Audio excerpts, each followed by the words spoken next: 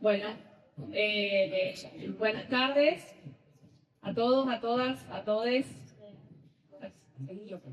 Ahí se fue. Eh, bueno, gracias por participar de esta actividad. Esta actividad la organizamos artistas, científicos, científicas con los cuales la ciencia, intelectuales, dícese, que nos reunimos en asamblea hace unos meses.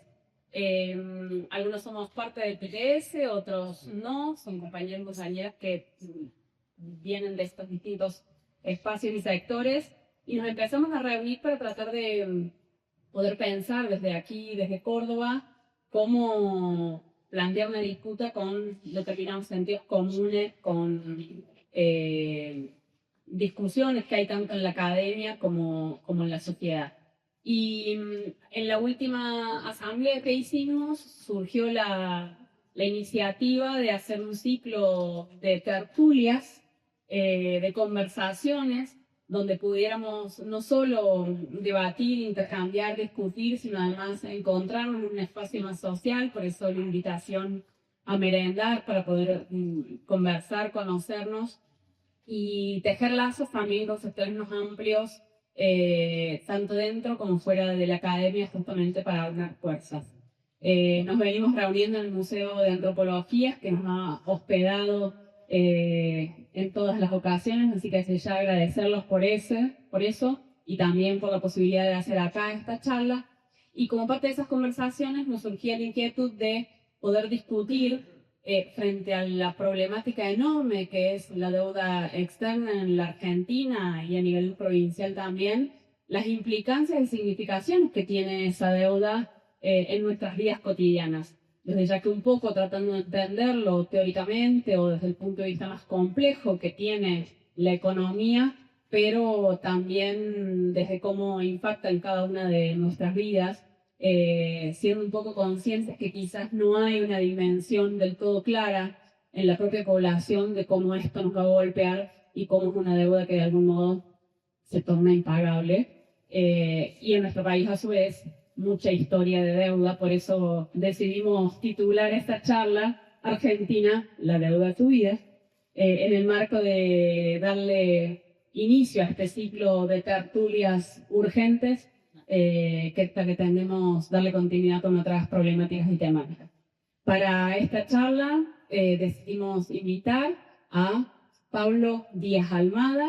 Es economista, cordobés, docente de la Facultad de Ciencias Económicas acá en la UNC, y además integrante del Observatorio de Trabajo, Economía y Sociedad, que hace colaboraciones con gremios, organizaciones sociales y demás. Y viene desde Buenos Aires el compañero Pablo Anino, también economista, trabajador del Ministerio de Economía y delegado de arte, así que ando peleando así ahí con el gobierno. Y además es columnista del programa radial El Círculo Rojo en Radio Con Voz, que conduce Fernando Ross. Hecha esta introducción, les voy a pasar directamente la palabra a los compañeros y desde ya muchísimas gracias a ellos por tomarse un lugarcito para estar acá y a todos y todas ustedes.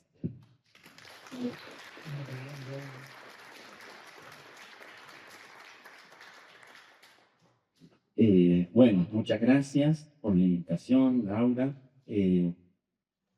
Bueno, yo voy a hablar un poquito, les traía algunos gráficos porque también soy economista, y entonces sin gráficos por ahí me cuesta, le decía a Laura, si no voy a estar a los alemanes acá con las manitos tratando de explicar qué es lo que pasa. Pero la idea mía era, antes de la intervención de Pablo, era hablar un poco de qué es lo que está pasando en Córdoba, tratando de, no sé, traer algunas líneas para caracterizar, ¿no?, a este, digamos, gobierno cordobés que durante sucesivos intercambios o traspasos de mando, ¿no?, hay una continuidad. Y bueno, también centrarme un poquito, porque además quiero decir qué consecuencias tiene la toma de deuda específicamente en la provincia y no sé si voy a decir algo quizás de las perspectivas de salida hacia Trejo, que mi compañero Pablo acá tiene algunas líneas y después lo discutamos entre todos. Bueno, digamos, la convocatoria acá es sobre la deuda y yo quisiera decir algo respecto de eso porque como un contenido más teórico, por así decirlo, me parece a mí que la deuda no es una cosa, un accidente que surja por simplemente un problema financiero nada más, sino que yo quisiera plantear y decir que simplemente la deuda es, bueno, específicamente una herramienta como forma de dominación y de sostener, es una herramienta para organizar, ¿no?, la reproducción social de una forma. O sea que no es algo así accidental.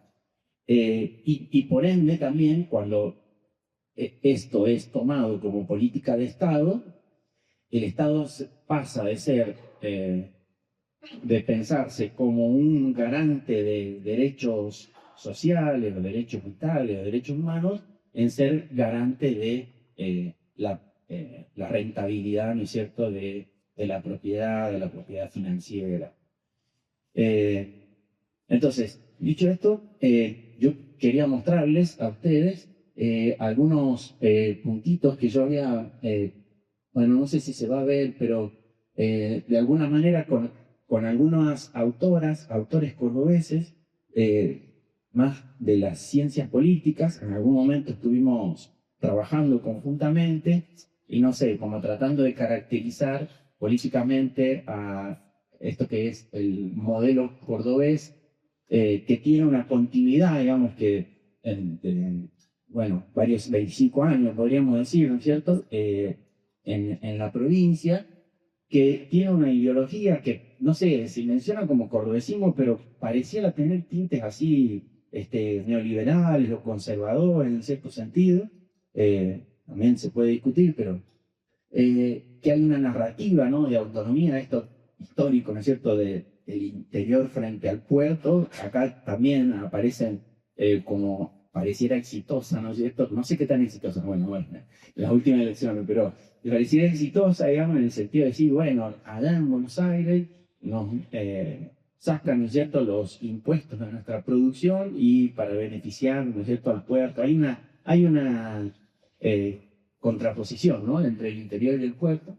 Y después, algo que quería presentar acá, un modelo de producción particular que se va afianzando en la provincia. Bueno, primeramente, como característica de la gestión, digamos, pública, hay esto que es podríamos decir, ¿no?, de los gobiernos conservadores, que es el ahorro fiscal o el ahorro, digamos, del Estado como una religión, digamos, algo que sí o sí hay que cumplir. Y no importa si se necesitan recursos para la salud, para la educación, para las jubilaciones, lo que tiene que cerrar, ¿no es cierto?, es un cierto ahorro fiscal, bueno, para sostener las funciones del Estado, pero las funciones del Estado no como garante eso, de los derechos humanos, sino como garante de la rentabilidad del capital. Y acá, en el gráfico que ven, yo lo que hice fue hacer un comparativo en los últimos 10 años, desde 2015 hasta 2024, de los presupuestos públicos. Entonces, lo que más aumenta allí es el ahorro corriente en 1 billón. O sea, la diferencia de ahorro corriente entre 2024 perdón, 2015 y 2024 es 1 billón de pesos a precios de 2024. O sea, esto yo le estoy sacando la inflación, todo eso, ¿no? Es lo que siempre tenemos que presentar los economistas, sacarle la inflación. Y miren, entonces, lo que más aumenta está a la derecha. Después, lo segundo que más aumenta, o sea, lo que está metiendo plata el Estado provincial, es en la administración de los servicios económicos, se llama eso, pero donde gran parte de esa administración de servicios económicos va a parar a la Agencia Córdoba de Inversión y Financiamiento, que tiene doble funcionalidad. Una es gestionar la deuda pública, la mayor parte de la deuda pública está gestionada por la ACIF, y por otro lado también pareciera funcionar con doble ventanilla, que realiza las licitaciones de la obra pública, en gran parte financiada, ¿no es cierto?, con esa misma deuda. Bueno, perdón, no me quiero demorar tanto, pero fíjense, los que están en rojo son, bueno, educación o sea, la parte más castigada, viene cayendo el presupuesto, y hubo un cambio, esto, perdón, yo no soy así tan erudito en las leyes, pero antes había como una exigencia de que algo así como el 30% del presupuesto provincial tenía que ir a parar para educación, y como no se venía cumpliendo, cambiaron algo en la ley que me parece que ahora es un porcentaje respecto, no me acuerdo si los ingresos totales, la verdad no sé, pero lo flexibilizaron como para decir, bueno, listo, esto ya no vamos a cumplir, así que vamos bajando el presupuesto en educación. Y ahí los que están más a la derecha, que estaría bueno, digamos, o sea, salud creció, digamos, durante la pandemia, y ahí se mantuvo en esos niveles. Y después asistencia social, esto no he contado el 2025. El 2025 viene deplorablemente cayendo la asistencia social, así que esa barrita capaz que ya no sea azul, sino en rojo. Entonces, esto pues, como primer punto, ¿no? O sea, el gobierno provincial tiene un ahorro fiscal y eso lo lleva a cabo a costa de lo que sea, vamos a decir así. En segundo lugar, en la gestión de la deuda, que esto es lo que yo quería acá, sobre todo más centrarme, que es, fíjense, hay un proceso, primero, este está contado desde 2005 hasta 2024, hay un proceso de desendeudamiento que va de 2005 a 2015, donde en ese momento el principal acreedor de la provincia es la nación. El acreedor nación está pintado en azul, ¿está bien? El amarillo son los organismos internacionales, todo eso, pero ¿qué va apareciendo a medida que, perdón, estoy diciendo mal educativamente, porque primero quería mostrar, a partir de 2016, fíjense, hay un nuevo crecimiento, un nuevo ciclo de endeudamiento que aparece en la provincia, sobre todo con los reemplazos de eso de los Boncor por los PDCAR y todos esos títulos que fueron surgiendo. Sobre todo, bueno, hay una buena parte para realizar, es un cuarto para los gasoductos troncales. Después, no sé, hay una buena parte para obra pública, pero en general lo que se hace es rutas y caminos en general, ¿no es cierto? Puentes, autovías, todo eso. Claro, sí, orientado, eso voy a decir, a un modelo productivo en particular, obviamente, exigido por cierto sector del capital. Y no solo eso, sino que, bueno, ahora tenemos el inicio, no conté el 2025, porque hace poco hubo un cambio, digamos, en la deuda pública, o sea, un canje, vamos a decir así, en la deuda pública, en la cual, por ahí los números que nosotros sacábamos, en junio, digamos, se emitió un nuevo título de deuda por 725 millones, donde la idea era pagar deuda pública, o sea, pagar otros títulos que vencían en 2027, el PDCAR 2027, donde la tasa de ese PDCAR 2027 era del 7%. Y ahora eso nosotros lo vamos a comprar, o sea, te digo, el Estado provincial lo va a comprar, lo compró con unos nuevos títulos que se emitieron una tasa del 9,75, un poquito más elevado. Y la otra parte dice que, bueno, no sé cómo hacemos, ¿sí? ¿Sí? ¿Hacemos ahí? Es para entender en la composición esa de deuda, la parte roja que expresa. Sí, perdón, gracias, sí. La parte roja, o sea, eso que va creciendo y que va a empezar a iniciarse un nuevo ciclo de deuda a partir de ahora, 2025, son títulos públicos y en general casi todos, o sea, el 99% están nominados en moneda extranjera y además La legislación, o sea, en cuestión de litigios, no sé bien cómo decirlo, pero está centrada en Nueva York, digamos, o sea, en la sede, digamos, del litigio internacional, exactamente. Con todo lo que implica eso en riesgo, no solamente de cuestiones de soberanía, sino también en vulnerabilidad cambiaria, es decir, cualquier modificación en el tipo de cambio hace que se modifique o crezca mucho la deuda pública de la provincia, los pagos a los cuales tiene que afrontar.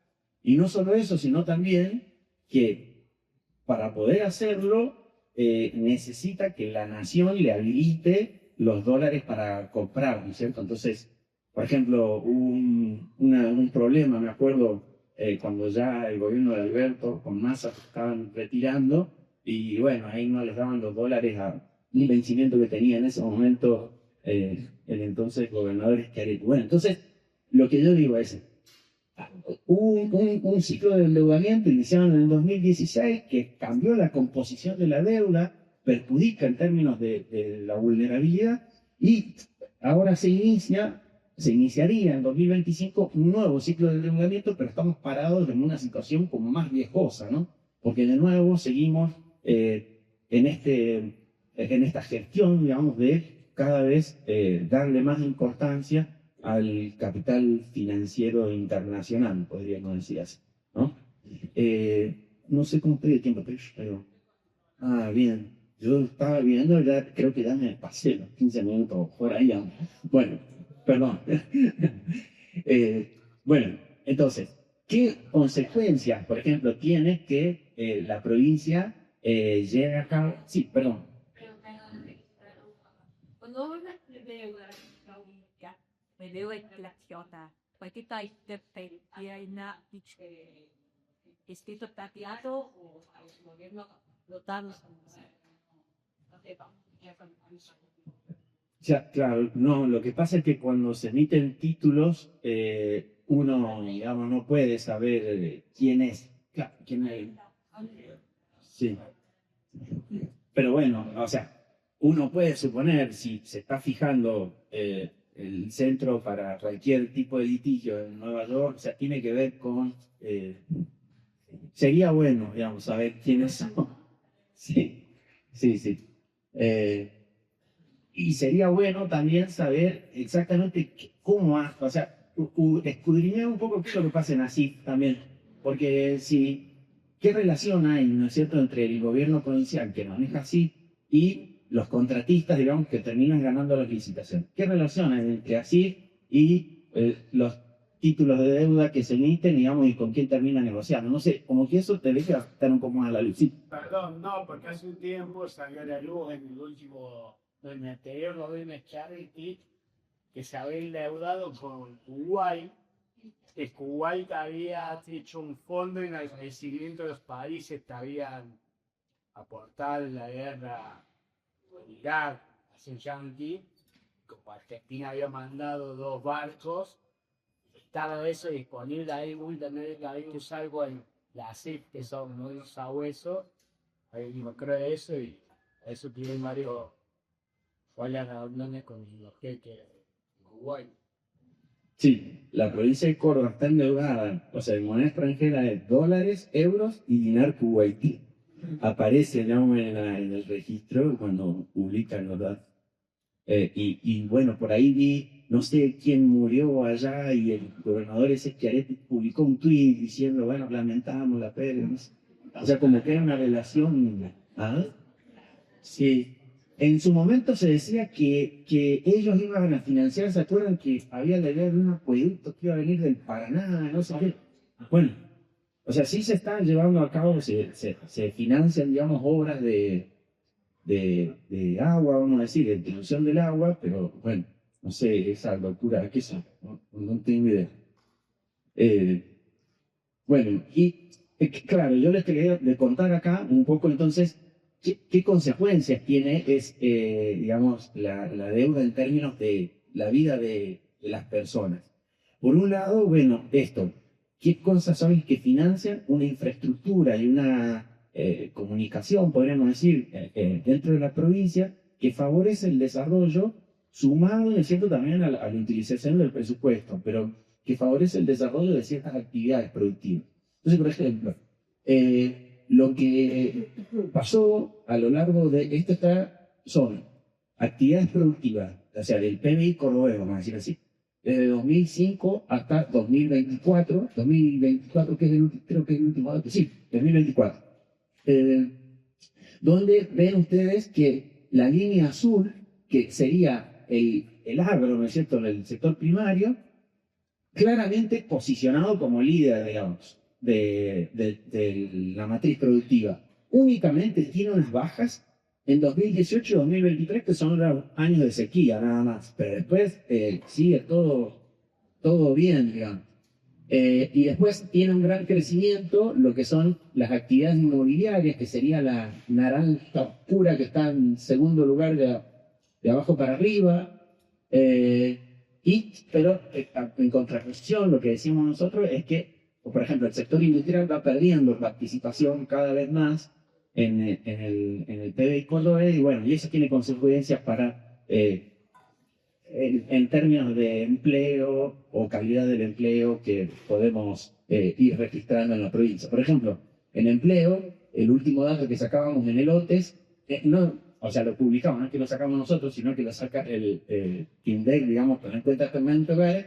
Sistemáticamente en Córdoba, por lo menos en el Gran Córdoba, se observa una situación peor a la media nacional en términos de empleo. O sea, mayor desempleo, mayor subocupación, mayor búsqueda de empleo por parte de los que están ya trabajando. O sea, porque esto está pasando, ¿no es cierto? Las cuestiones del plurimpleo están en la orden del día.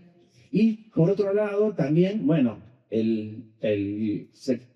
la provincia castiga no solamente esta baja en educación, no es simplemente está bien, menos infraestructura, pero sobre todo menos salarios para las trabajadoras y trabajadores docentes del sector público, que ven perjudicado obviamente sus posibilidades de vida.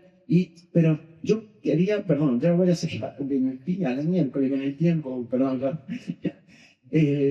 Yo creo que pensando en las perspectivas, ¿no es cierto? O sea, cómo esta deuda configura esto que les decía yo, que creo que es una herramienta también para fortalecer el modo de dominación, digamos, del capital, y que se establece aquí también en el territorio con sus consecuencias. Me parece que hacer acciones contra el endeudamiento, contra esa política de endeudamiento, sea, no sé, auditar, negar, declarar deuda odiosa, lo que sea, en definitiva, no es únicamente pensar en mejorar las condiciones financieras para que el Estado pueda pagarlo, sino que lo tenemos que pensar más bien, me parece a mí, como una disputa, ¿no? De disputar ese poder que tiene la deuda sobre el trabajo y la vida de las personas, que encamina, digamos, porque además, una cosa que no dije, ahí estos sectores productivos son todos, fíjense, lo que financia la deuda son todos sectores productivos con una utilización extensiva del territorio, con consecuencias que las hemos visto, digamos, sociales, ecológicas, digamos, y que van surgiendo, reclamos en los distintos sectores provinciales, pero que hay una política deliberada ahí de favorecer la acumulación de ciertos capitales, ¿no? Bueno, perdón, ahí voy a terminar, porque si no... Una pregunta. La línea, no, porque acá no veo, la línea que va permanente recta por abajo es industria y la que tiene más vaivenes inmobiliarias. Perdón, ahí aclaro, la que está más abajo es el sector construcción, que tiene, algunos... por ejemplo, la roja, no la amarilla. Acá no veo. No, la que crece, la segunda de abajo hacia arriba es la inmobiliaria, que va en continuo crecimiento. Sí, esa era la pregunta. Sí, o sea, quería saber cuál es inmobiliaria. Sí, construcción. Sin embargo, se vería en esta anterior que vivienda había estaba declaración de ese, empezando 5, no es vivienda popular. Tal cual, sí. Bueno, perdón la extensión. Lo dejo acá, entonces lo que seguimos adelante.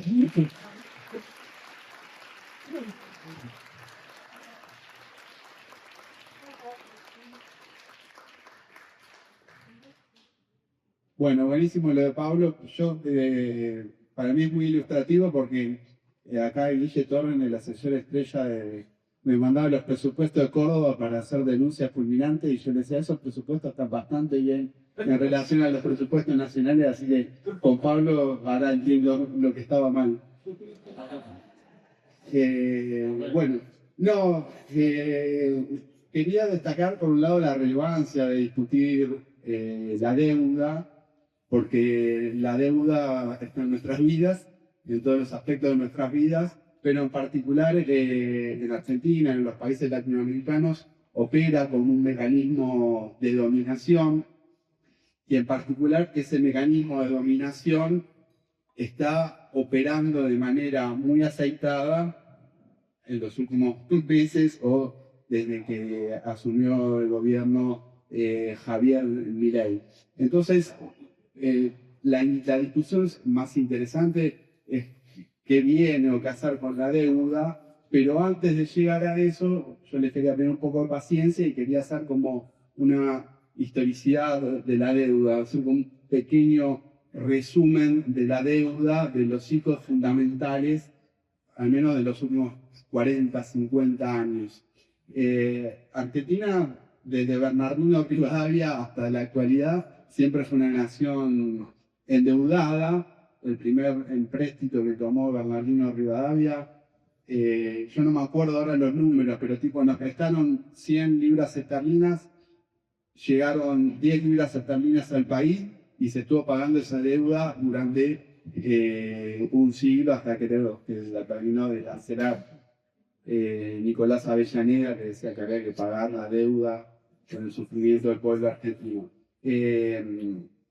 Ahora, la deuda en la historia reciente, con la ofensiva neoliberal que se inicia en la década de 1970, pega un nuevo salto en la importancia como un mecanismo de dominación. Ese primer salto de la deuda latinoamericana en la década de 1970 es un salto que tiene que ver con una política de los centros financieros internacionales de Nueva York y de Londres que tenían dólares sobrantes, lo que había sido la acumulación de capital en la posguerra, y los petrodólares, por producto del aumento del precio del petróleo, se habían acumulado excedentes económicos que no sabían dónde invertir. Y Latinoamérica y Argentina siempre tenían necesidad de dólares, pero el movimiento de la deuda, este salto en la década de 1970, no tiene que ver con la necesidad en Latinoamérica, que siempre existió, sino con la necesidad de los centros financieros de colocar excedentes. Y ese fue su primer salto de la deuda,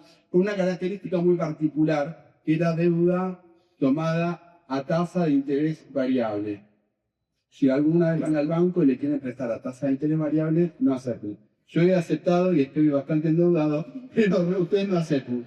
¿Qué pasó?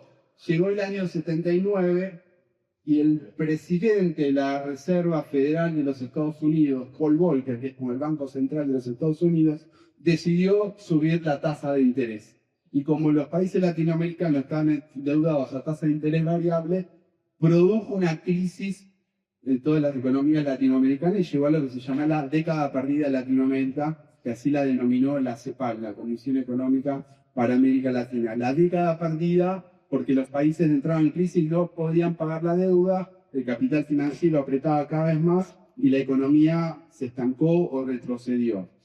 Es decir, se vio un primer aspecto de cómo una decisión del presidente del Banco Central o de la Reserva Federal de los Estados Unidos afectó fuertemente la economía latinoamericana en esa década. Bueno, la deuda externa argentina, en particular la que surge de la dictadura cívico-militar de 1976, cuando fue investigada tenía algunos elementos particulares. Por ejemplo, se endeudó a YPF y a otras empresas públicas que tomaban empréstitos internacionales y la plata la agarraba el Ministerio de Economía para abastecer de dólares y recursos a lo que se llamaba la bicicleta financiera. Es decir, se endeudaba a una empresa pública no para que, no sé, hacer nuevos plantas de refinado, extraer o descubrir nuevos pozos, traer más petróleo, sino para la timba financiera.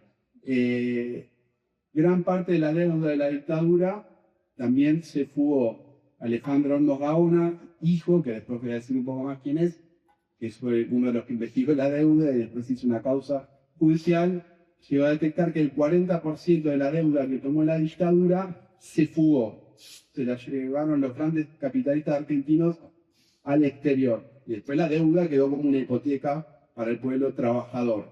Y esto es una cosa muy importante porque creo que la deuda hay que analizarla todo el tiempo en esa relación que existe con la fuga de capitales. Porque esa relación es la relación entre el capital financiero imperialista y la relación de las burguesías nacionales. Le agarran los dólares de la deuda y los fugan. Por lo menos así ocurre en Argentina. Esa deuda de la dictadura tiene otras características. Cuando terminó el gobierno de Isabel Perón, Argentina debía 6.000 millones de dólares. Cuando terminó la dictadura, creo que debía alrededor de 46.000 millones de dólares, 47.000 millones de dólares. Es decir, se multiplicó por 7 o por 8 la deuda, no benefició al país, pasaba eso en la timba financiera, de la fuga de capitales, también se financió la compra de armas y también parte de esa deuda, de esos 46, 47 mil millones de deuda que tenía Argentina a la salida de la dictadura, parte fue nacionalización de deuda privada que hizo el coterráneo de ustedes, Domingo Cavallo. No les voy a adjudicar la responsabilidad a ustedes, pero sea Cavallo, que fue nacionalizó deuda privada de la familia Macri, de la familia Bulgeroni, de la empresa Ford, de la empresa Renault, una deuda que era como si a ustedes les están endeudados, no se preocupen, no paga más, paga el Estado. Pero no lo hicieron con ustedes, no lo hicieron con los ciudadanos, con los trabajadores, con las trabajadoras, lo hicieron con el capital privado. Bueno, esa deuda, cuando llegó la democracia, estaba impugnada. Había un movimiento, incluso latinoamericano, y hasta con ligazón global, para impugnar la deuda. Incluso Raúl Alfonsín llegó a tratar de organizar, Raúl Alfonsín, no Che Guevara, no Lenin, no Trotsky, quería organizar un frente de países deudores para tratar, por lo menos, aminorar el peso de esa deuda. No lo logró por presión del Tesoro de Estados Unidos, por presión del FMI, etc. Su primer ministro de Economía, Crispu, llegó a hacer alguna investigación sobre la deuda. Y Alejandro Hornos Gaona, que fue el investigador de la deuda, el padre, y después siguió el hijo, dijo que detectó cosas muy graves en ese endeudamiento y sin embargo, después por presión del capital financiero de Estados Unidos, el Tesoro de Estados Unidos, se desarticuló la investigación de la deuda, que la desarticuló José Luis Machinea, un personaje que vuelve a aparecer en el 2001, así, en otros acontecimientos importantes de endeudamiento argentino. Bueno, la deuda empieza a reciclarse en plan Brady, durante el gobierno de Menem. La deuda empieza a cambiar su composición, se recicla lo que era deuda que estaba en manos de bancos privados, pasa a convertirse en esos rojos que mostraban que eran títulos públicos, empieza a cambiar la configuración de la deuda, se recicla la deuda, pero el origen era la deuda de la dictadura. Y ese reciclado de la deuda también, por ejemplo, sirvió para las privatizaciones, ¿no? Había empresas internacionales, fondos de inversión que tenían títulos de deuda que habían comprado por poca plata y si iban a comprarse, por ejemplo, Segua, que era la empresa de electricidad, o la Entel, que era la telefónica, por lo menos en Buenos Aires, le aceptaban esos títulos de deuda que habían comprado por centavos, se lo aceptaban de manera íntegra. Lo compraban, no sé, para hacer un ejemplo arbitrario, por $20 y después iban a pagar la empresa que se compraban y se le reconocía el título por $100, un gran negociado. Y así siguió el reciclado de la deuda. En 2000-2001 Argentina entra en una nueva crisis de deuda, ya había tenido una crisis Alfonsín, la deuda perdida. 2000-2001 Argentina entra en crisis de deuda, aparecen dos operaciones muy importantes, primero el blindaje del año 2000, estaba de vuelta el presidente Machinea dando vuelta, después el megacanje de 2001, aparece Cavallo nuevamente en ese megacanje, dos operaciones que fueron judicializadas, estaba Sturzenegger también, fueron judicializadas porque eran muy oscuras y se sospechaba de que los bancos internacionales que habían participado en esas operaciones habían tenido créditos por encima de lo normal. Después, el Poder Judicial argentino en los últimos años eximió de responsabilidades a Sturzenegger y a otros responsables. Parece que estaba todo legal, pero quedó siempre la sospecha. Bueno, hay otra parte del reciclaje de la deuda. Argentina en 2001 entra a default, hace un default, no pago de la deuda. Ese no pago de la deuda era en el sector privado. La deuda tiene grandes componentes, más o menos como los que presentaba Pablo para Córdoba, se da a nivel nacional. Organismos internacionales, Banco Mundial, FMI, PIB, títulos públicos en manos del capital privado, y después puede haber, bueno, en Argentina también hay títulos en manos, por ejemplo, de organismos como el ANSES, el PAMI, etc. Pero lo que me interesa decir es que ese default, un default no de organismos internacionales. Argentina siguió pagando al FMI, al Banco Mundial, que son acreedores privilegiados, pero dejó de pagar la deuda de los títulos públicos, digamos. Eso que nos amenazan todo el tiempo ahora en la actualidad, no, si se deja de pagar la deuda, el país se derrumba y va a la catástrofe definitiva y vienen las 7 plagas de Egipto. Bueno, en el 2001, no por una decisión soberana, el que decretó el default de la deuda fue Adolfo Rodríguez Sá, el presidente primero que tuvo la Argentina, y a partir de ahí no fue el único elemento, pero hubo otros. Argentina tiene un ciclo de crecimiento basado también en la situación internacional. Bueno, en el año 2002 el Congreso constituyó una comisión investigadora de la fuga de capitales del año 2001 y detectó que el 75% de la fuga de capitales que se produjo en el año 2001, ¿se acuerda que había una imagen cinematográfica que se llevan los dólares a Ezeiza en camiones blindados, etcétera? No sé si era así, pero sí hubo una gran fuga de capitales. Los dólares que iba mandando en 2001 el FMI hasta que dejó de mandar, en los últimos envíos casi el 90% se fue por la otra ventanilla en fuga de capitales que hacen los grandes empresarios argentinos. Por esa investigación dio como resultado que el 75% de la fuga se operó a través del Santander, que ahora aparece de vuelta con Sportbesen, a través del Citibank, a través del Banco Bilbao Vizcaya Argentino, etc. El HSBC. Es decir, que el sistema bancario opera como un mecanismo no de brindar crédito para activar la economía en Argentina, sino que tiene un rol muy importante en la fuga de capitales, facilita la fuga de capitales. Por eso nosotros muchas veces planteamos como programa la necesidad de la nacionalización del sistema bancario bajo gestión de los trabajadores, entre muchas otras cosas, no es la única, porque en Argentina opera como un mecanismo de fuga, de facilitar la fuga de capitales. Bueno, esa investigación del Congreso de 2001 también identificó a algunos empresarios que fugaron capitales de gran cuantía y aparecen los mismos. La familia Macri, Ford, Bulgeroni, como que la historia se repite, ¿no? Bueno, Argentina decretó el default de los títulos públicos y en el año 2005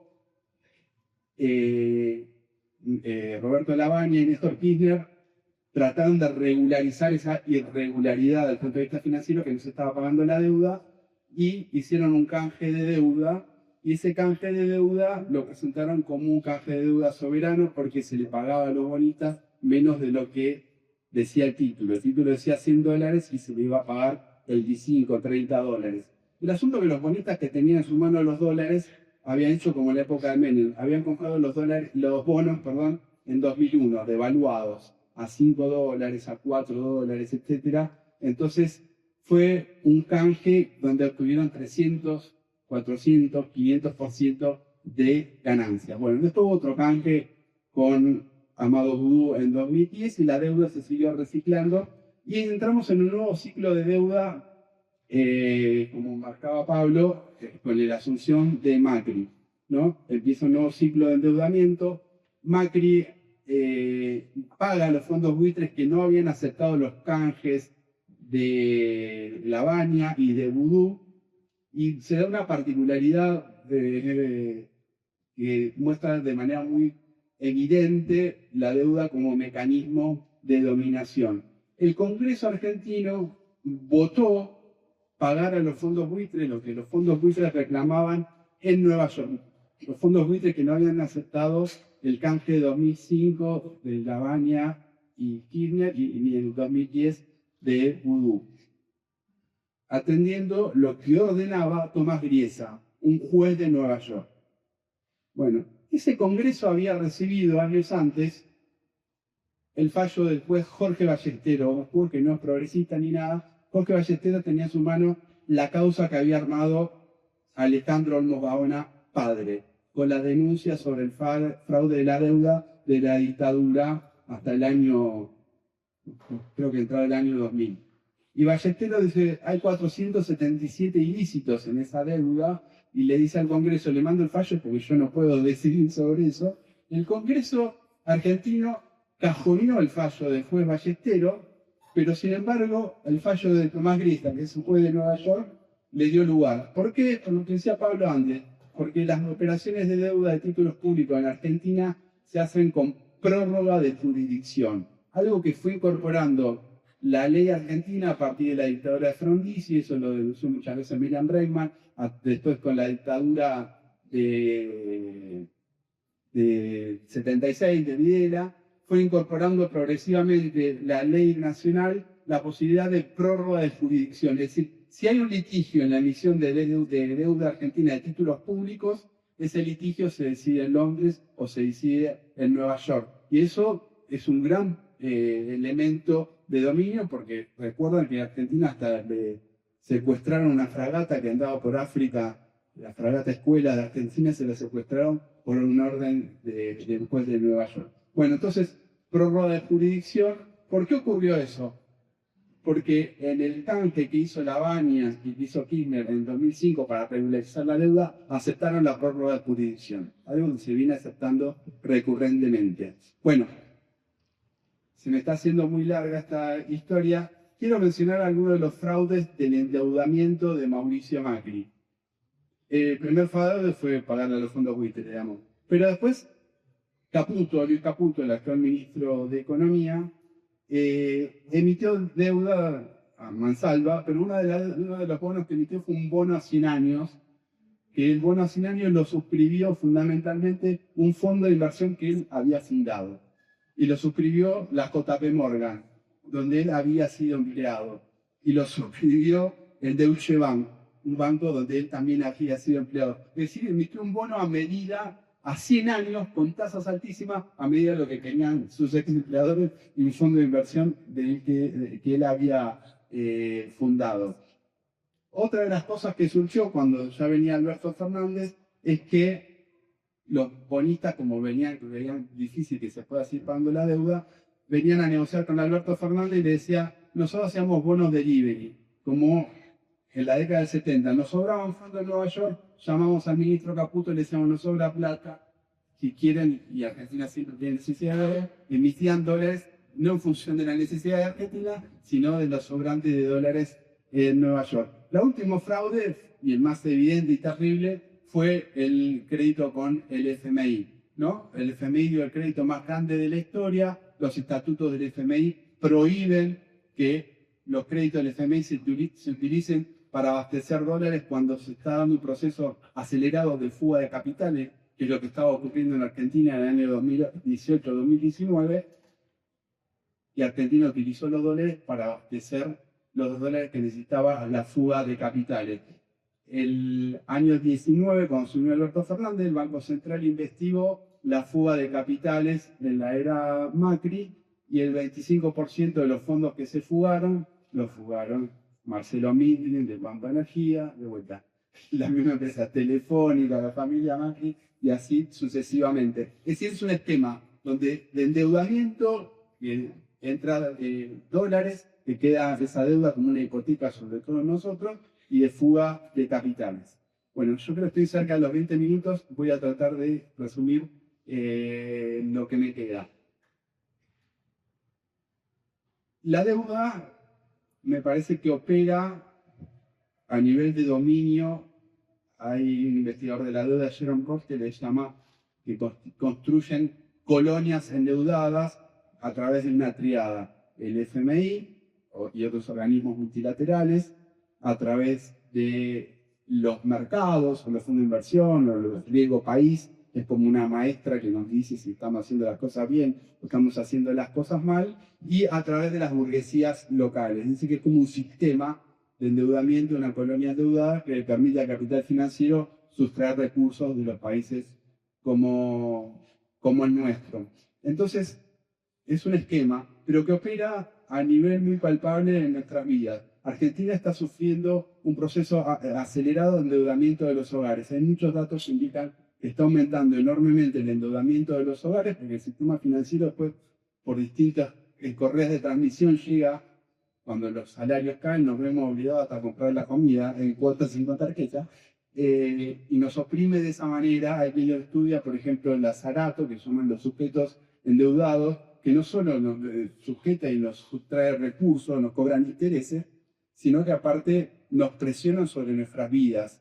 Es decir, dice sujeto endeudado para operar en la subjetividad, y uno se tiene que esforzar y es disciplinado en los hechos por el capital sin siquiera tener el látigo del patrón. Uno se ve obligado a trabajar más intensamente por cómo opera ese mecanismo de endeudamiento. Y después, por ejemplo, en Argentina hay investigadoras feministas como Verónica Gago, Lucy Caballero, que dice que ese mecanismo opera de manera muy aceptada sobre las mujeres, que son las que más endeudadas y las que más compromiso tienen en pagar la deuda, y donde más afecta la subjetividad de ese dominio del capital financiero. Hay otro elemento del endeudamiento que en Argentina se está haciendo muy presente, que Argentina tiene, y después si nos va a dar tiempo, capaz que tenemos para intercambiar sobre eso, la perspectiva es un país extractivista, es decir, zonas de sacrificio del ambiente, el extractivismo minero, el extractivismo agropecuario, extractivismo de hidrocarburos, para pagar la deuda. Es decir, la deuda está llevando a consolidar, todavía no lo consolidaron, esa parte de la discusión y de los problemas que tiene el capital financiero internacional, un país extractivista cuyos dólares que se obtienen en el comercio exterior no son para que el país se desarrolle, sino al contrario, para que involucione en su estructura productiva. Cierro con dos cosas. Deuda odiosa. Hay una doctrina internacional de Sack, que es un jurista ruso que inventó esto para impugnar a la Rusia soviética, pero después quedó como doctrina. No pudo impugnar a la Rusia soviética.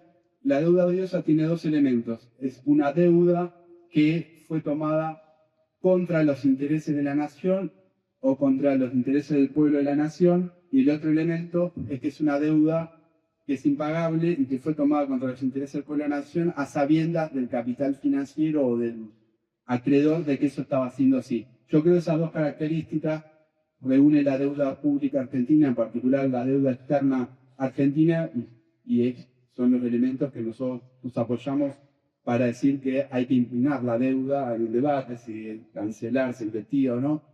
Yo creo que el desconocimiento soberano de la deuda tiene que apoyarse en ese elemento, que es una deuda odiosa que no benefició en nada al pueblo trabajador de la Argentina. Y después, por último, creo que es importante discutir el programa, y el programa yo creo que debe comprender el desconocimiento soberano de la deuda. Yo creo que hay que investigar la deuda, pero no que entrar en un proceso de investigación hasta que detectemos el ilícito, sino que hay que desconocer la deuda porque aparte es impagable y nos somete. Para decir algo, se lleva el 10% del presupuesto público nacional, cuando la educación se lleva el 5%, la salud el 3%, la deuda desde el 2000 hasta el 2024 se lleva solo los intereses el 2% del PIB, es decir, se comen el 2% de la riqueza que genera Argentina con la deuda, y ni les cuento si uno le suma el capital que se paga de dólar, aunque hay una discusión sobre eso. Entonces yo creo que si uno quiere pensar las posibilidades de desarrollo de Argentina, las posibilidades de atención de las necesidades sociales,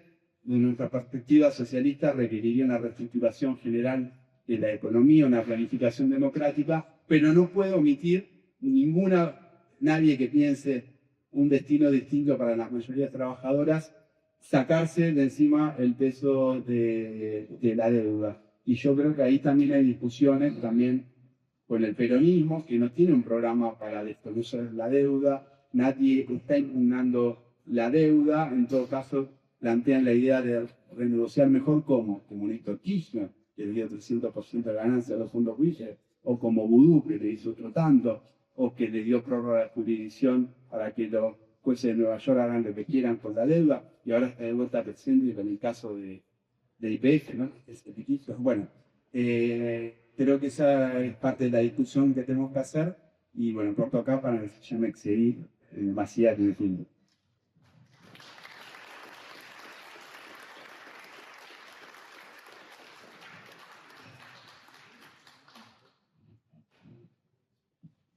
Bueno, muchas gracias a ambos.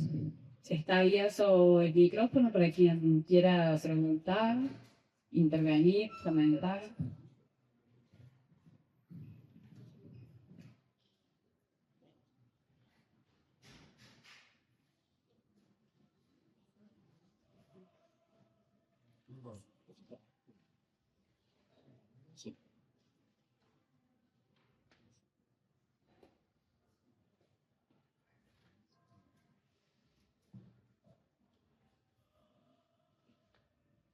No, está bien.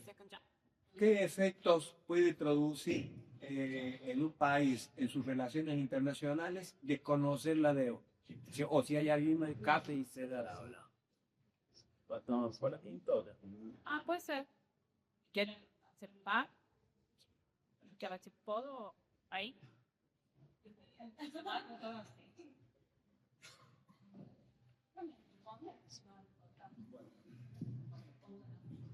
No, yo creo que no hay que tener una visión alegre. Uno desconoce la deuda y entonces empieza el desarrollo del país, las condiciones cambiaron y se atienden las necesidades sociales.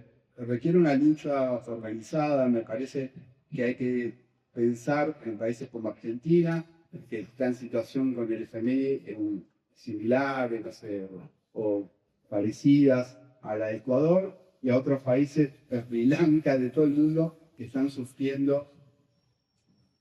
Todo el mundo, desde el punto de vista marxista, escribimos la teoría del imperialismo semicolonial, dominado, sufre el problema de la deuda, incluso sufren los pueblos de las potencias imperialistas el problema del endeudamiento de los hogares, pero creo que habría que pensar una solidaridad internacional para una lucha en las calles organizada para establecer el desconocimiento soberano de la deuda. No es un trámite parlamentario, sino establecemos el desconocimiento soberano de la deuda y listo, sino que requeriría una lucha de alcance por lo menos latinoamericano, pero hay muchos países africanos, asiáticos que están hoy con ese mismo problema.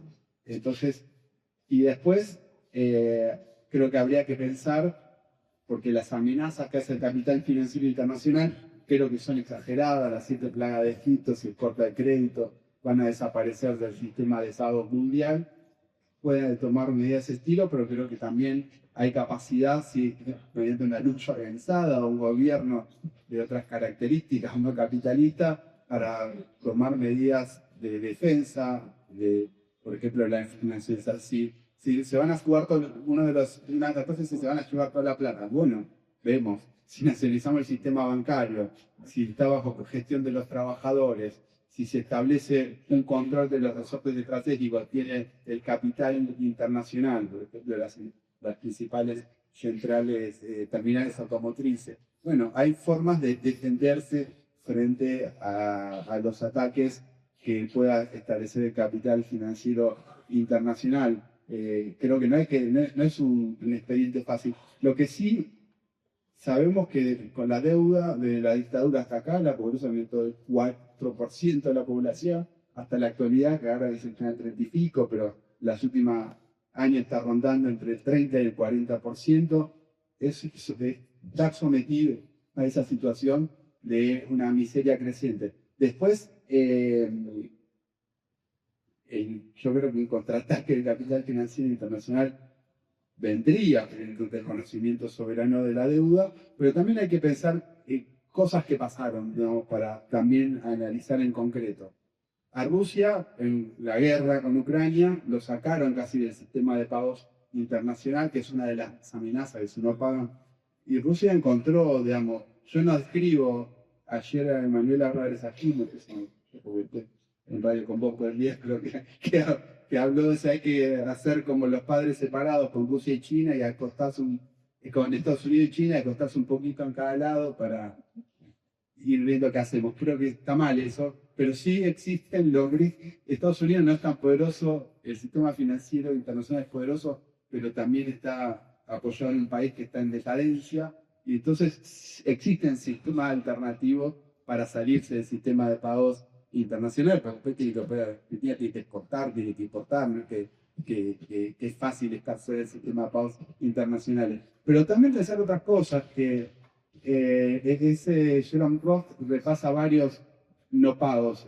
Jerome Roth, que lo mencioné, es un investigador sobre la deuda, tiene un libro Why Not Default, ¿por qué no defaultear? Y él dice que nos han convencido que hay que pagar, que es inexorable que hay que pagar, y él repasa el default a lo largo de la historia que han ocurrido a países poderosos. Por ejemplo, Estados Unidos, cuando tomó el control de Irak, hizo un default de la deuda. Por eso no le preocupa a nadie, porque era Estados Unidos, porque decía que era una deuda odiosa, porque la había tomado el régimen de Saddam Hussein para objetivos que a Estados Unidos le parecían odiosos, que no eran los adecuados. Entonces yo creo, para sintetizar, que no es fácil, tampoco imposible, me parece que debería pensarse en solidaridad con los pueblos de todo el mundo. Cuando Grecia amenazó que capaz se iba a salir de los planes de autoridad, generó una enorme simpatía en el pueblo oprimido europeo, en Latinoamérica, y después decidieron que no dar el paso adelante, pero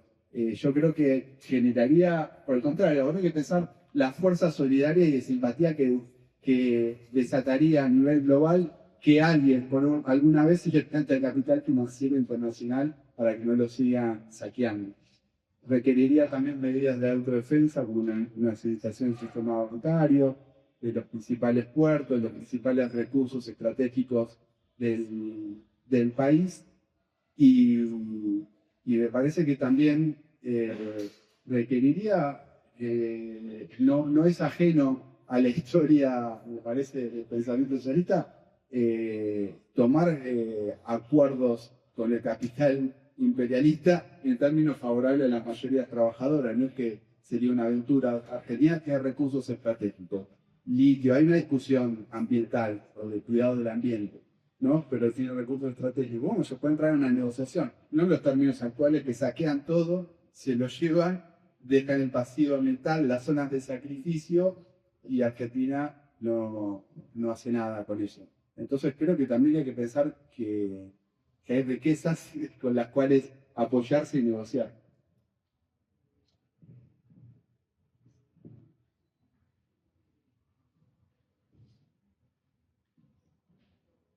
No, yo una observación y dos preguntas, como decía Pablo, el gráfico y la deuda potencial en 2016 va a subir dos temas. Lo que estaba con O en el Martito, Giordano, los finanzas, aclara de lo bueno que habría sido no pagar porque no habrías tenido acceso al crédito internacional en Argentina y en los precios nacionales.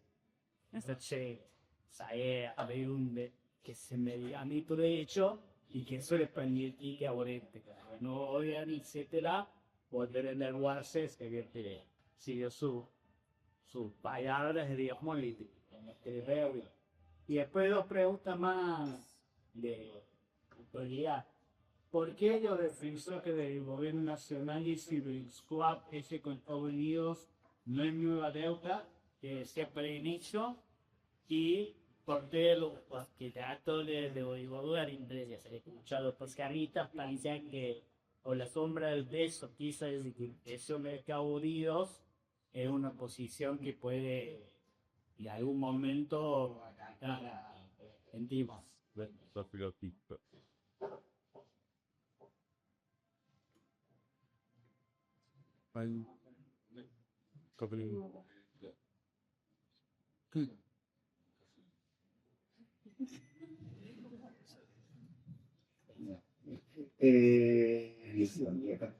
El swap, formalmente, primero que no se saben los detalles.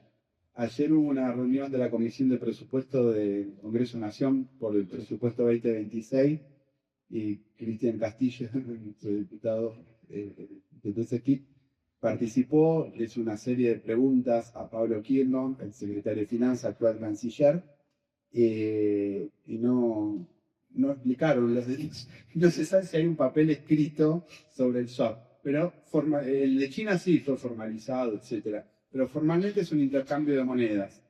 Argentina le da los tan deseados pesos y Estados Unidos manda dólares. En realidad no manda dólares, es como formal. Si Argentina los necesita, se activan tramos del swap. En tal caso, si se activa un tramo del swap, ese intercambio se efectiviza y eso, en términos formales de la deuda, no incrementa la deuda. En términos prácticos, cuando quiera cancelar el swap, que no es deuda, va a tener que poner 5.000 millones, 10.000, 20.000 millones, o lo que sea necesario. ¿Los detractores del gobierno decían?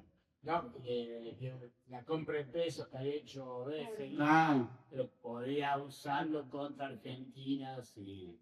Sí, es un elemento muy poderoso que la principal potencia imperialista, aunque en decadencia en la actualidad, tenga parte de pesos argentinos. Y no solo eso, Scott Bessent, no sé si tiene la historia de Scott Bessent.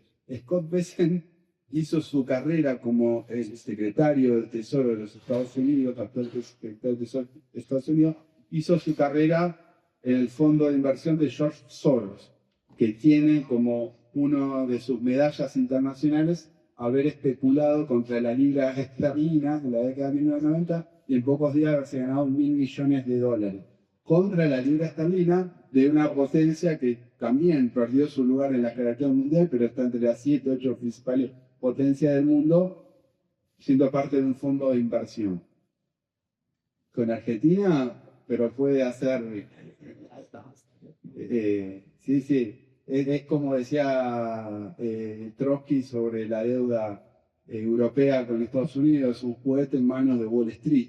Y entonces es un juguete en manos de Scott Bessent, que es un tipo que se dedicó su vida a la especulación financiera. Entonces, y ahora más grave, porque pueden usar ese intercambio para los objetivos estratégicos de Estados Unidos, como efectivamente lo están utilizando, porque ellos dicen, eso no está firmado, pero dice, quiero una base de Estados Unidos en Tierra del Fuego, queremos acceso privilegiado al litio argentino, y de hecho en el RIGI, ese que el gobierno es su fan, que hay miles de proyectos de inversión, hay un proyecto de inversión que fue rechazado, es un proyecto RIGI de China, para extraer litio en Argentina, que ya están extrayendo, pero era como, creo que era una ampliación, y se lo rechazaron. Quieren el cobre argentino. Entonces, no es menor. Ahora, por ejemplo, cambia el gobierno y viene el gobierno socialista del Frente Izquierda, porque juega mismo, y hacen una especulación con el dólar, producen una corrida cambiaria en 2 segundos, con ese instrumento que tienen en sus manos.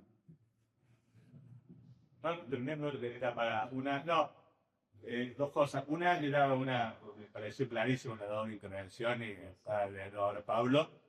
Me pareció muy interesante la parte, con la pregunta de Julio, digamos, qué pasa si no se paga, digamos, no solamente qué pasa si pagamos, pensar, digamos, dos cosas, un mundo, digamos, fragmentado, muy distinto, un país que nos paga en los 90, digamos, con una hegemonía muy grande de Estados Unidos, tanto para el comercio, para el crédito, para los insumos, etcétera, pero ahora claramente la ejemplo de Rusia me pareció muy bueno, y también de la cantidad de pueblos en el mundo que tienen este problema y que hay levantamientos que lo llamamos sur global, que directa o indirectamente tiene que ver con el mecanismo de endeudamiento, con lo que vimos en los últimos meses con la generación Z, digamos, que va de Sudamérica, África y Asia, digamos, ¿no? Es decir, la simpatía, digamos, podría ser internacional por lo que decía Pablo.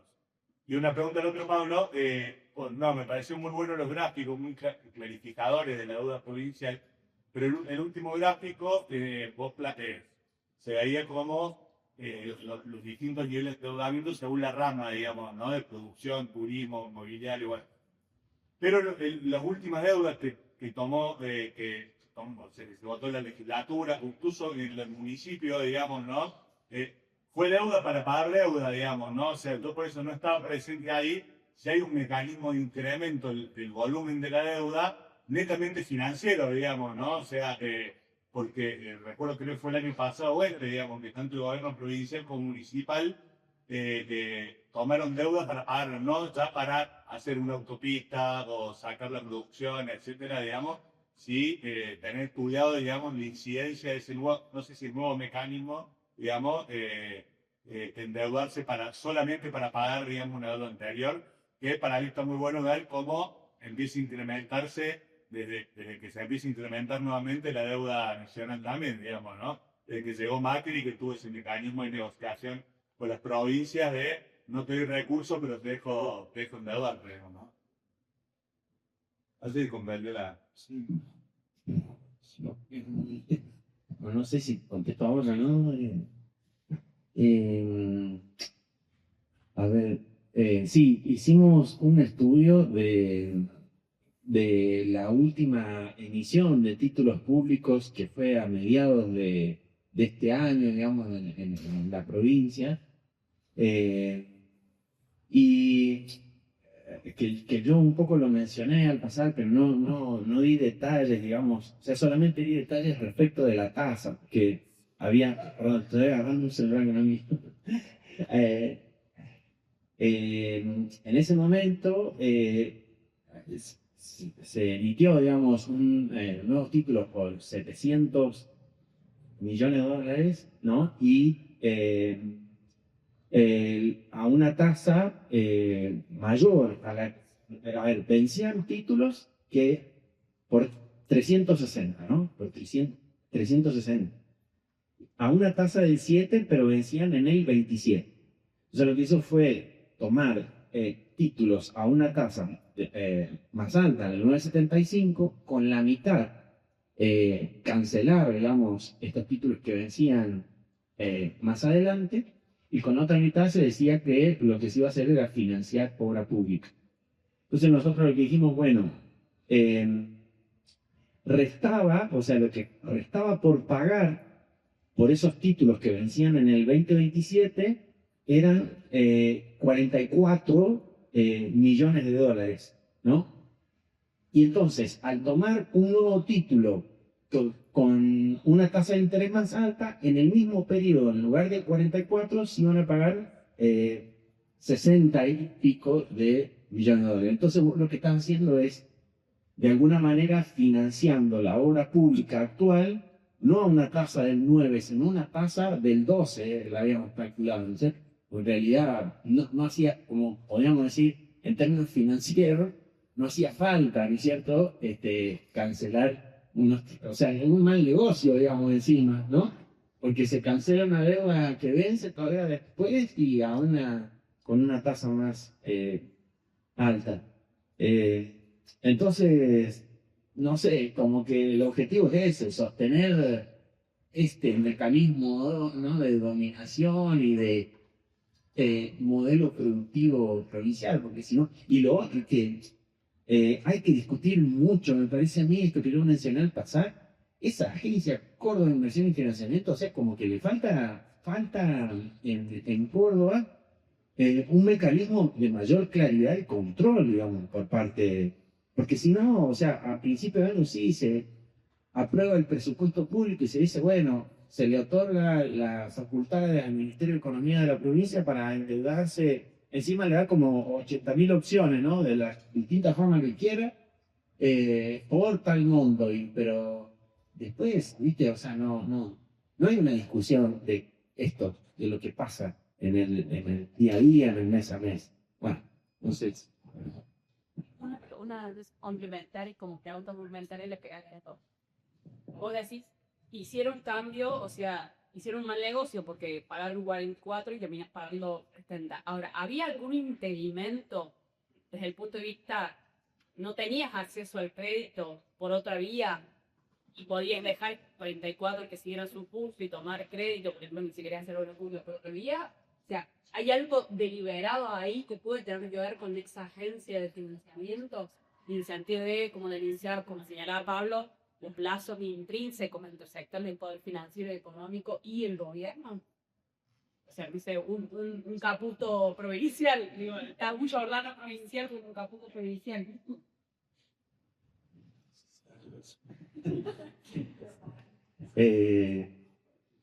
No sé, hay unas compañeras del equipo de investigación que estudian más esto, las cuestiones legales, y están viendo un poquito más de fondo esta agencia Córdoba de Inversión y Financiamiento, y no sé, la idea es buscar o rastrear de alguna manera a actores, digamos, que están jugando en eso, porque no sé, pero es difícil. No sé, lo otro que por ahí se mencionaba en los espacios de estudio, digamos, es si no tiene que ver esto, porque para que una provincia se endeude en moneda extranjera necesita la aprobación de la nación. Y entonces, en un contexto, digamos, donde hace falta que vengan dólares de donde sea, no sé si eso no está también fomentado, ¿no? Desde lo nacional, la verdad que, bueno, no sé, son sospechas, nada más, no, es que es... Sì, io mi pregunta, en un momento estábamos en una reunión en la cuestión fuerte. En un momento Saro tiene una moneda única en la región de algunos países, sobre todo de Sudamérica, no sé qué mecanismo que aplicaba esto y si vincularlo con lo que pasa en Europa y depende de ahora en su caso para con otras familias son sus sentidos pero tantissimo come te dico eso siamo net poi te venda di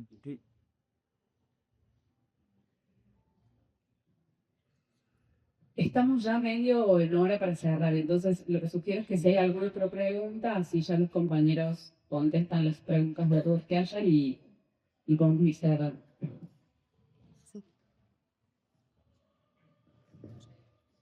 Todos los reportajes también, pero no que espera.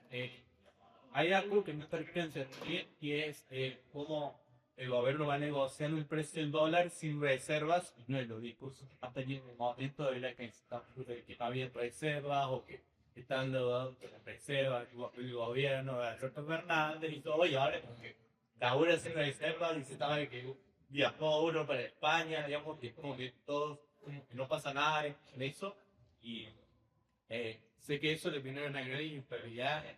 Cuando se puede salir de todo, pero un tipo, el gobierno lo tiene más de cambio, digamos, que compra y venta, pero no termina de entender cuáles son los impactos de eso, cómo se sostiene eso en realidad.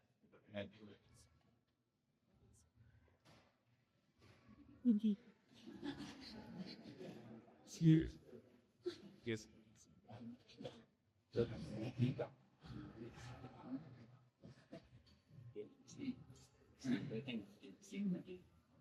Bueno, no, la moneda única de Latinoamérica fue un intento de Chávez, pero se llegó a utilizar en algunas operaciones de comercio en Venezuela y Bolivia, Venezuela y no sé si era Panamá, no me acuerdo, pero en el momento de auge de los gobiernos progresistas latinoamericanos, supuestamente post-neoliberales, donde entraban, no me voy a meter en eso, pero entraban muchos dólares a América Latina, porque la primera década del siglo XXI, había condiciones para avanzar en eso.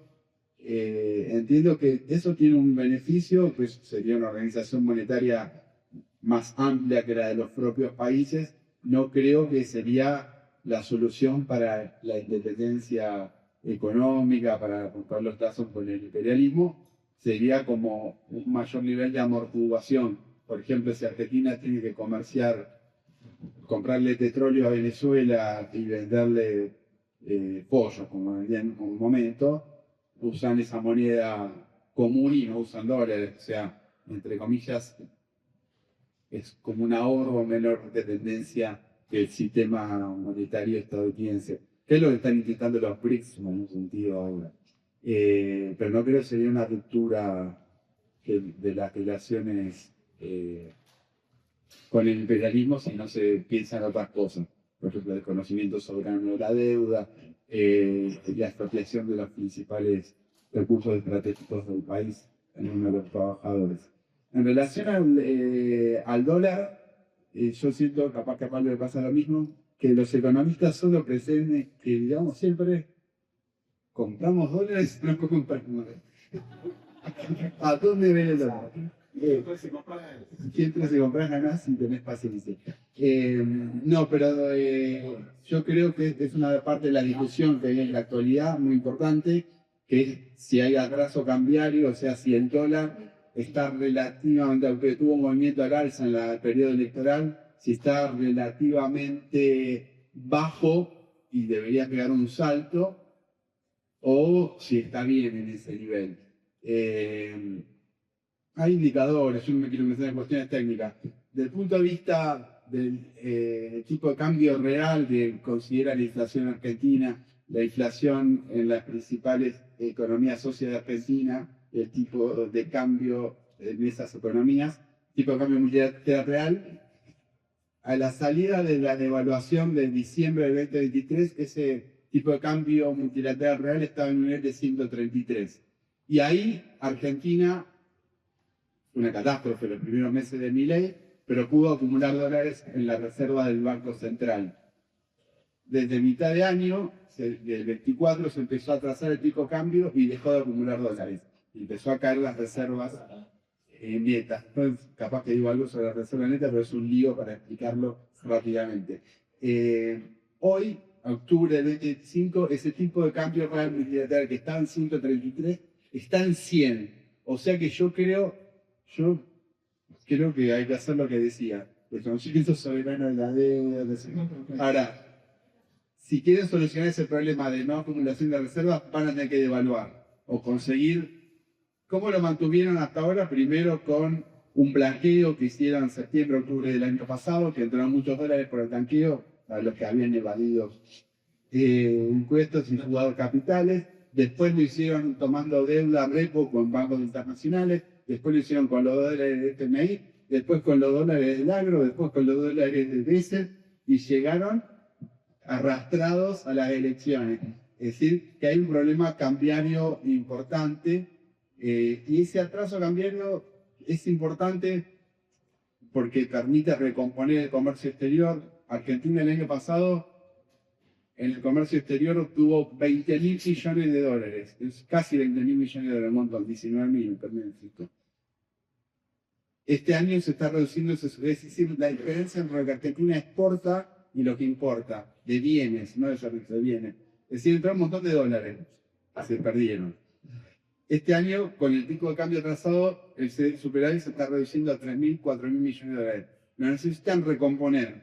¿Por qué? Para pagar la deuda. Los vencimientos de deuda, que son una hipoteca, son muy altos del año que viene. Solo la deuda pública, de intereses y capital del Estado Nacional, sin considerar las provincias, etcétera, y las empresas, son de 20.000 millones de dólares. Es decir, que Argentina necesitaría un superávit comercial como el de 2024 el año que viene para pagar la deuda. Que no haya turismo, que la gente no se vaya al mundial, que no haya fuga de capitales, otros pequeños requisitos que no cumple la Argentina, la burguesía argentina, y tampoco no nos batean a la clase media, pero tampoco la clase media, que ya se está preparando para ir a Brasil y para ir al mundial.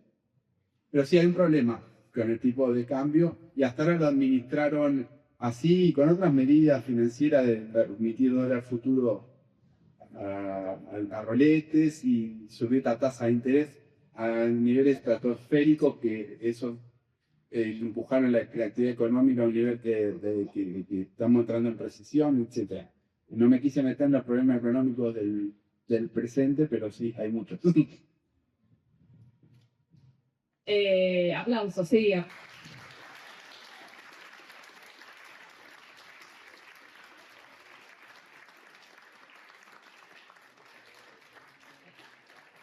Bueno, muchas gracias a Locos Pablos por hacerse este tiempo, gracias a ustedes también por participar. Y bueno, esperemos que este ciclo que está empezando tenga continuidad, son nuevas tertulias a las que seguramente estarán invitadas. Tertulias urgentes, acabo de ver. Gracias.